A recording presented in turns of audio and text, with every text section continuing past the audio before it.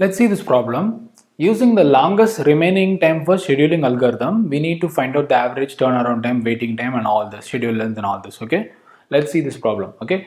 Now let's see the sentence. In case if the remaining burst time of two processes is same, then our scheduling algorithm will prefer process which has the least arrival time, okay? See what they have given is, see, we know that in case of longest remaining time for scheduling algorithm, we will prefer process with the longest burst time remaining, right?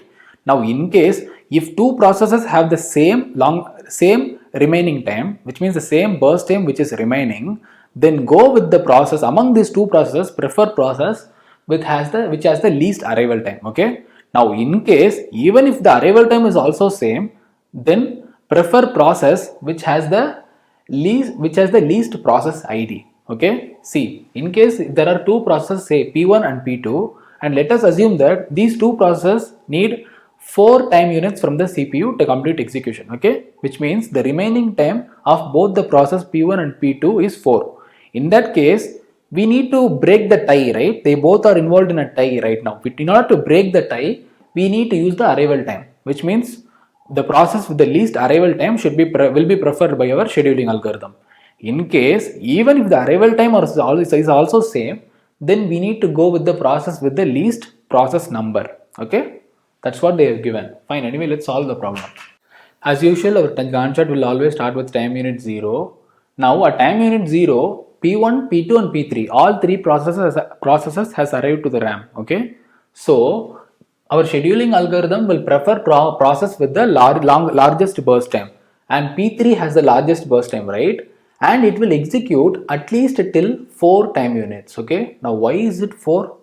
Let me explain. Okay, question is, why is it executing only for 4 time units? Because after executing for 4 time units, P2 P3 is no longer the largest burst time among all three, right? Because both P2 and P3 are the largest among all the burst times remaining. Now, in case if their burst times are remaining, we are supposed to go towards arrival time. Again, arrival time is also same, okay? Then we might have to go with process number. Going by process number, P2 should be scheduled first, okay? Because they have given that in case if the remaining time is same, we go with arrival time with the process with the least arrival time, and even the arrival time is also same. In that case, we are supposed to go with the process with the least process number. Okay, so going by that, we will actually go with process P2, and we will be executing only for 1 time unit. Why? Because after executing for 1 time unit, P3 has now become the largest process. Okay, so we will be executing only till 5. Now again we will start with P3. Okay, we will execute it for 1 time unit, so P3 will execute till 6. Okay, now among all these three, P2 and P3 has the largest burst time, out of which going by arrival time both are same, going by process number P2 will be preferred. Fine, P2 will be executing for 1 time unit, it will execute till 7. Now see these three things. Okay, again P3 has the largest burst time, so P3 will execute for exactly 1 time unit, so P3 will execute till 8. Now have a look at this. P1, P2 and P3 all have the same remaining time. Okay, same remaining time which is there from the which is what they need from the CPU. Now out of which, going by process number, since arrival time are same for all three processes, P1 should be scheduled first. Okay, so P1 will be executing for 1 time unit, so it will become 1.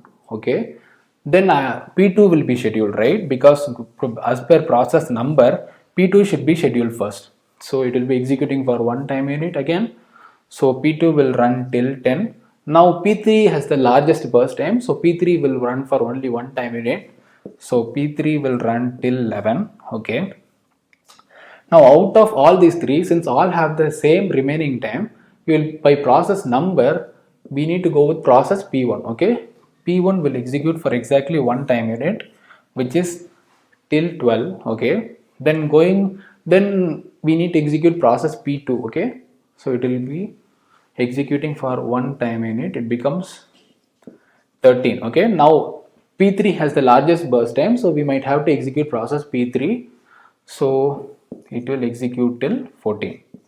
Okay, This is what the Gantt chart. We have executed all the processes. Fine.